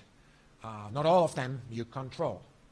Our commitment is we are not perfect. We run a fair and strict process. I want to tell you kind of more often than not before we start a decision meeting like that, I say, or Michael says, we want to run this process such that the team that's going to lose, if they sat here, we don't know who that team is, right, at the beginning, if they sat here, they may not agree, but they understood that the process was entirely fair. That's the standard that we want to run, and that's really what we hold our team to. My personal commitment is, after gone through a number of those, after a step 2, which is that phone call that changes your life, the one I described early on, I will personally break the good and the bad news. I tend to meet personally with those who win, of course, because I want to set the, create a rapport before we have the first problem and kind of talk about standards, kind of how we think about elements, kind of how we want the safety of every one individual that's there and so forth, but also meet with those who don't win. And sometimes, so far, everybody took me up on the meeting. Sometimes I go into a receiving mode and take it to the chin, and I'm good with that because I know I would have made me feel a lot better in some of these losses if actually somebody gave me the time to actually allow me to vent and kind of walk out and felt somebody listened. So that's my commitment, my personal commitment, our team commitment to this. There's many questions we're considering. We're trying to figure out how we can simplify the process. I told you that we have a creep that is very much understandable psychologically. Somebody invents something, we're adding. How should proposal requirements adapt to opportunities at different cost and complexity? I talked about that in missions of opportunity. There's others. How should we solicit MOs, the right size proposal process, and gain speed? Speed is something I actually worry about. We used to have, in this community, speed. I'd like to figure out how we gain back speed on some of, not all of the proposals, not all of the missions, but some of the missions. I'd like to gain speed. The best way of doing a small mission is to focus 100% on it, not to drag it out. Do it. Figure it out. What's the fastest way of doing it? Because it creates the right team with the right team dynamic. I don't know how we enable that. We also don't want to create artificial boundaries, right? But those are questions we have. And how do we think about training future leaders? How do we ensure teams remain healthy and aligned with NASA's values? Should NASA intervene when it does not work? There are jokes around NASA headquarters and elsewhere that are about PI illness. One of the most important things is to not believe yourself every time, and to recognize that even though you're really convinced of your opinion, that you may be wrong at times. That requires some humility. By the way, I say that to myself when I look at the mirror too. And so basically there is at times in the heat of the moment and sometimes over extended periods, there are unhealthy environments that are being built. We want to really think about those because we know from many of our colleagues that those were points in their lives where they decided to go one or the other way. That is not okay. We want to think about them. And so the question is, what should we be doing? Our hope is that the PI teams themselves, through bystander training or otherwise, deal with issues that so many of our community members experience. So we are we already have done the first steps on mission principal investigator development. We did a workshop in 2018, a complicated workshop, by the way. It's really hard workshop, but what our commitment was there is that we will not do the next workshop until we implement some of the recommendations. They're mentioned there. I sent them out to everybody who attended. Our goal is to actually do the next workshop, which is a first workshop that's focused exactly on what we heard from many of these aspiring PIs in the room. I want to do that at Tucson in October, and there's a URL there if you want to express interest. Go there. I think learn about this. Even if you decide at the end you'd like to live your life as a scientist, as a co-investigator, there's nothing wrong with this. Learn about the job of a principal investigator, and some of you will do it. We know it's difficult. It is worthwhile. I'm 100% convinced it's worthwhile. With all my losses, those are some of the missions. I've worked in other mission classes too. They're the ones I remember fondly. I make friendships for life. It's an iterative process. Do not conclude anything about yourself from losing. I mean, you just lose. Sometimes not because you're a bad person or people don't respect you or whatever. We just lose sometimes. By the way, it created a lot of career options for me that I wouldn't have had. I would not be in my job if I wasn't so good at losing. I can tell you that story some other time. We're routinely making changes to the standard AO. We're talking about implicit bias training already in the review process. We have new appendices that allow our heritage from other domains to come into play in a much more seamless fashion. And we're handling co-manifested payloads and ride-alongs differently today than when I came in 3 years ago or so. We leverage advances in commercial and government sector to achieve excellent science. And we are Class D and other such opportunities. We're expanding ways to become a PI. We really think this is a great place to learn that. And with that, what I want to do is stop. Being a PI, working on NASA science missions is one of the most worthwhile things you could possibly do.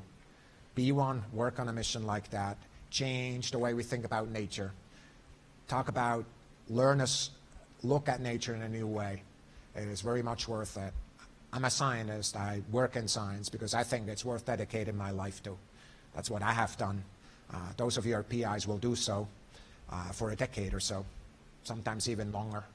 And so it's very much worth it. You don't have to do that to be great. There's many different ways of being excellent and great.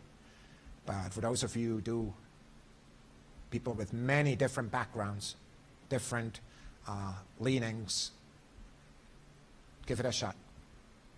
We're there. We would like to see your proposal. With that, what I'd like to do is turn over and for Q&A. Thank you so much for sitting through this.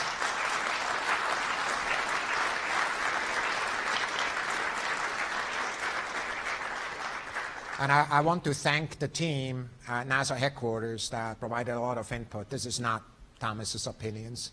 There's a lot of people who provided important information to that, and we're looking at this together. Those are the things we're struggling with on a regular basis because we too are the diverse team that needs to learn how to be excellent. I'll turn it over now, and I'll start in the room with you, then you, then you, then you. All right? Go for it. You said that the diversity of the team is not an evaluation criteria, and I'm curious if it will ever become one, and also why not? There are elements that relate to diversity. To make an evaluation criteria would be illegal. So there's legal boundaries, and frankly, we want to stay away from those legal boundaries. It's also not helpful to anybody, right? So I can't say, like setting, it's easy to come up with a quota and say, like, you know, if you're not there, you know, I mean, that's not legal. You wouldn't want any other dimension of diversity to be in that quota, right, in which you're not part of. There are evaluation criteria we're changing. Michael, do you mind stepping up quickly? Just come up here because I may give you some questions. But basically, tell us quickly about some evaluation criteria that we're changing as part of the TMC process. So there are two evaluation criteria, one in Form B and one in Form C, and both have to do with team success. In the Form B one, it's the science success, and in the Form C one, it's the technical success. And in both those cases, we've started adding as a sub-factor the ability of the team to consider growth and succession and training the next generation of PIs and mission science team members and engineers as well. So that's a step, not a final one, but a step. Thanks. Number two.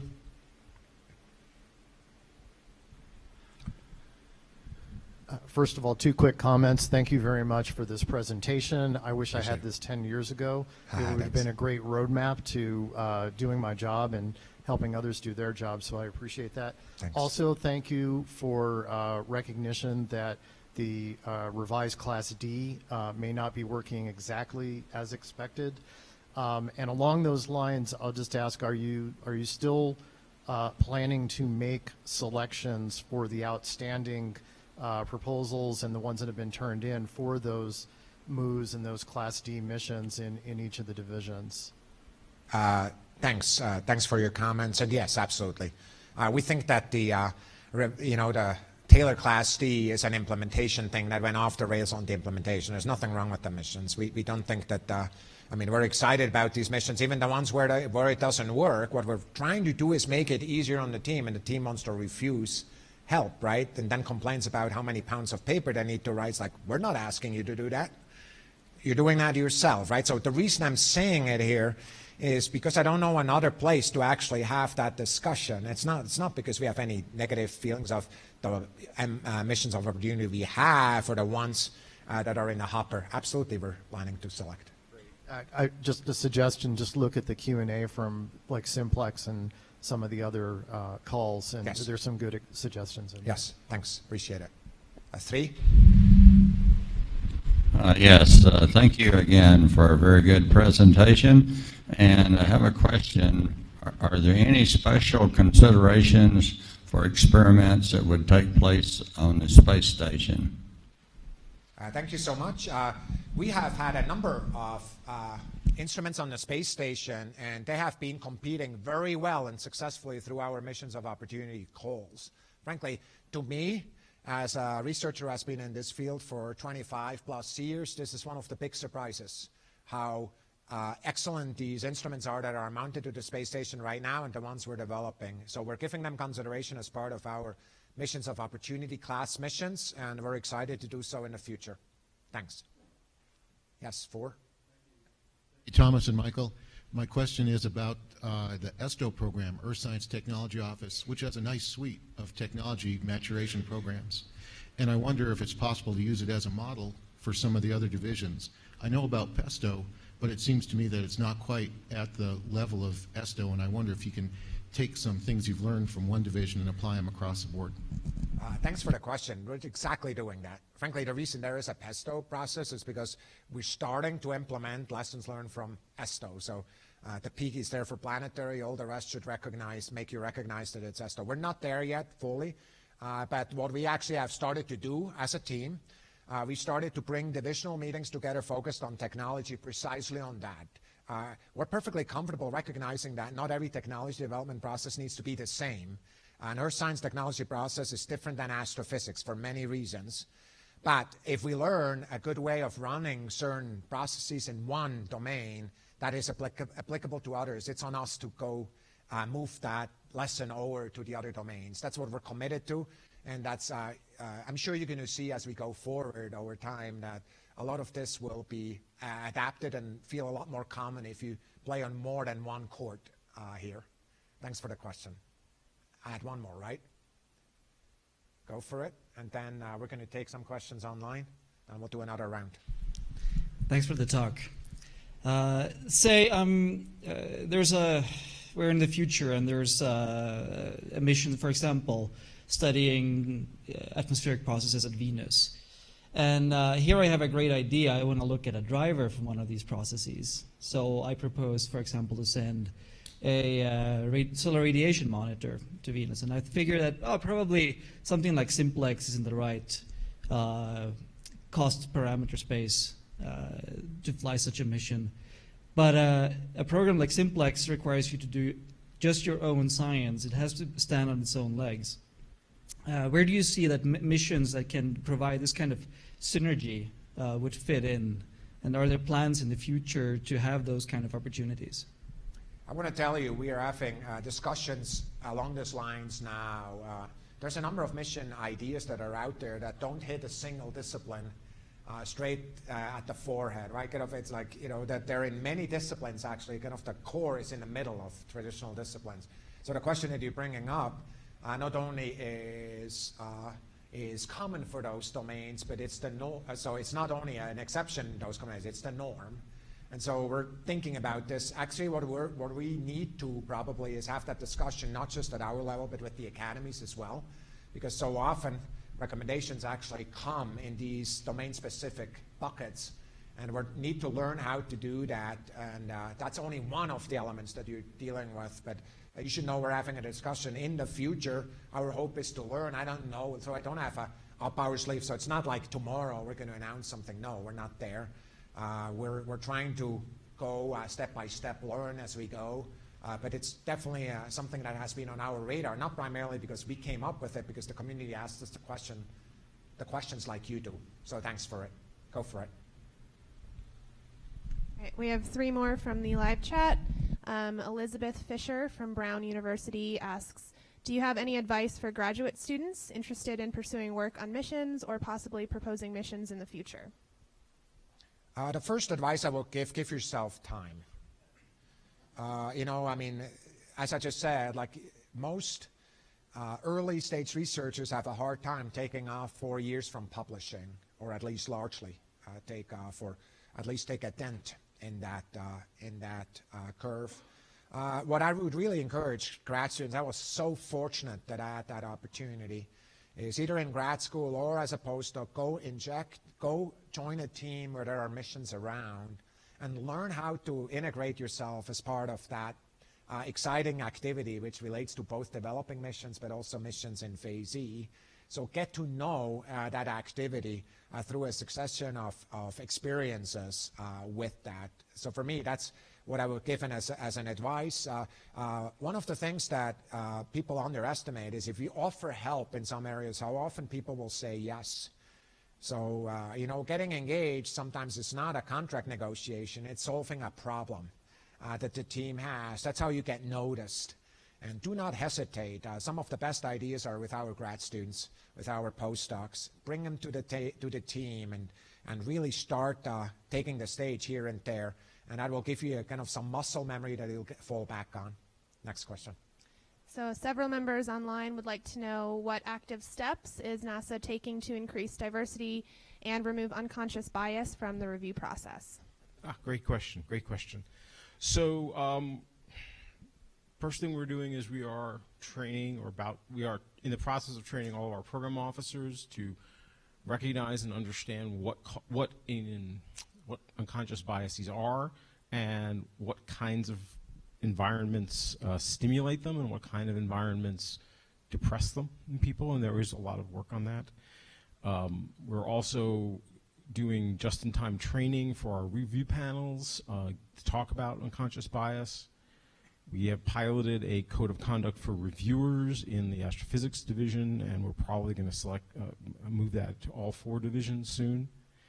For the science and the TMC evaluations, as I talked to that gentleman about, we do a pre-review review of their teams and how they put those teams together to ensure that no bias was built into the process at that level. The question that's probably lurking behind that question is, what about dual anonymous peer review? We're watching the Space Telescope Science Institute's experiments with dual anonymous peer review very, very closely, and we hope that the Cycle 27 Hubble Guest Observer Program, which is going to be done dual anonymous, will have the same kind of results as the Cycle 26. And if that's the case, then we'll have a very, very hard time not beginning to adopt that process. And last online question that we have here, Vincent Chevrier wants to know if you have any advice for smaller institutions, especially in reference to the strong institutional support that you mentioned in the presentation. So I've seen PIs from smaller institutions propose as a PI and be successful as a PI. And the way they do that is partner. And they create kind of models of how they're affiliated in organizations that's a little bit different than every traditional organization. For example, they may join as an affiliate or otherwise another organization. The proposal will be submitted through that other organization. There are some things that are just harder in some organizations, and just like I believe not every organization has the same purpose. Not every university has the same purpose. I did most of my work in public universities that are big. I'm really passionate about those universities because they have purpose in their environment and they want to do that. There's absolutely nothing wrong with some small universities that are very elitist in their thinking and so forth, and are privately funded. So where you go, has strengths and weaknesses. I would just think of that kind of if I basically felt like in my heart, and I want to be a PI, basically really ask how do I chart my career so when I come at the right juncture in my life to that decision, I'm actually set up in a place where I don't fight the environment, where the environment carries me.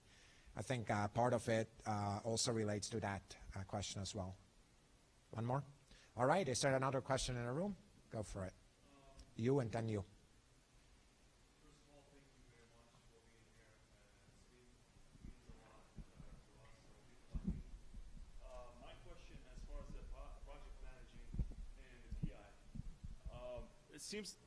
Seems like my question is about the project managing.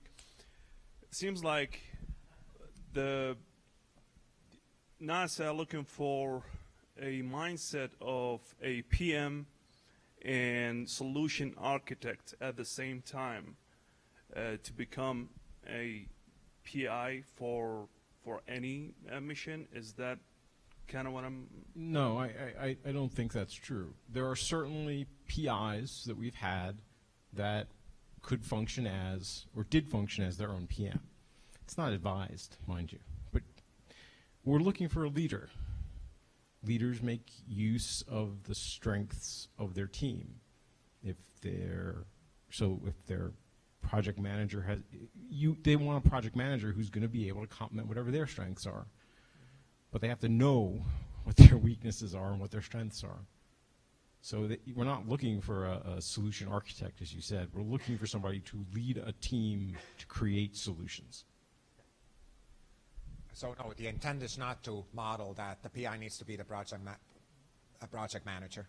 Frankly, the PI is really busy, and the project manager supports that very actively. The PI project manager team is one of the key essential interfaces that make or break a team. You cannot get together with the same rhythm, with the same kind of values there. It's going to be really hard. But the PI has a certain role, so does the project managers. I'll take you. Thank you. And that's final question from you. Thanks. I really liked your vision that the mission PIs should mirror the demographics of the U.S. as a whole. And you talked a little bit about how that's happening kind of at the mission level right now, but I'm wondering if you can comment across the rest of SMD research grants, postdoc fellowships, grad fellowships, education outreach. What activities is NASA doing to support those goals, and what could you be doing better? That's a long talk. Yeah. Right? The activities that we're doing are fixing processes where they're wrong. We're doing that by running pilots, and when these pilots turn out the right results, for example, that certain biases disappear, if we do the reviews the right way, we want to adopt that. So we're doing that. We're trying to take hurdles away in other places. For example, what we're looking for is kind of our advisory structure, our standing review board, the apprenticeship model that we're talking about here in the PI, we're using that too. So we're trying to actively model the very behavior that we want teams to do. And we're doing that also in RNA. We have friends that are doing classes. Christina Ritchie has been one of them. She's done really an amazing job talking about RNA proposals primarily, and kind of really, again, taking the mystique out, really talking about what it takes to do that. So taking hurdles away, inform better, and then what we're trying to do is where there are certain things that are close to what we try to do is actually in visits like this and in other places with stakeholders, we talk about them. I talk to the commercial partners about that being important to us. We don't own all of the issues in the value chain, but we want to really own the ones where we're the people the organizations that can have the most impact for that, because we become a better community if we're doing that right. So thanks for that question. And with that, I want to thank everybody who participated online and in the room. I hope you get from this that we're still working on this, and we also want to tell you that we want to hear your questions, comments, or concerns, something we may have missed, something we're missing that we have a blind spot to. let us know. We really value having the opportunity to do this here with a live audience, and it would be terrible to have that talk in a building without windows at NASA headquarters and preaching to a screen. And I just wanted to tell you again that, of course, the slides and the presentation, as we are finalizing it, are going to be available at science.nasa.gov. So thanks again. I'm turning it over to you.